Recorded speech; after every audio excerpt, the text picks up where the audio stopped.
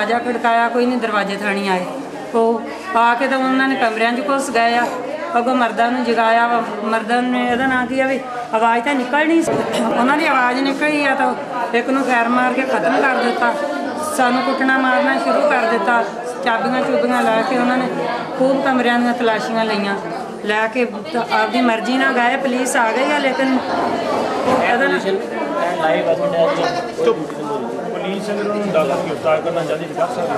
हाँ जी कर सकती सी, पुलिस ने उन्होंने मौका दिता।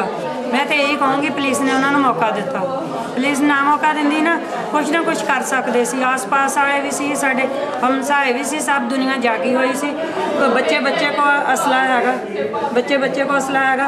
साडे बच्चे नूं उन्होंने काबू करके तो उन्होंने तो पूछया सारा घर का हाल भी कोई झूठ होए। हाँ जी मुस्तफा नूं, गुलाम मुस्तफा मेरा बेटा, उन्होंने लैके गए अगवा करके। उन्होंने फाड़ मेरे सिर च, मैनू नहीं पता डंडे मारे आ, मैनू नहीं पता कि बंदूक दे बट मारे आ देख लो, आ मैनू जख्मी किया, आ देखो।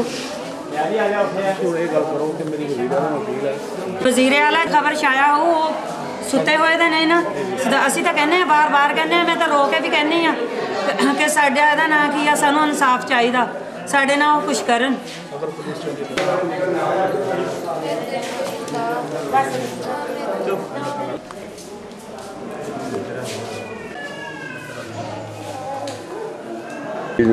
वाकई जी 2 बजे का टाइम है जी, 2 बजे घर च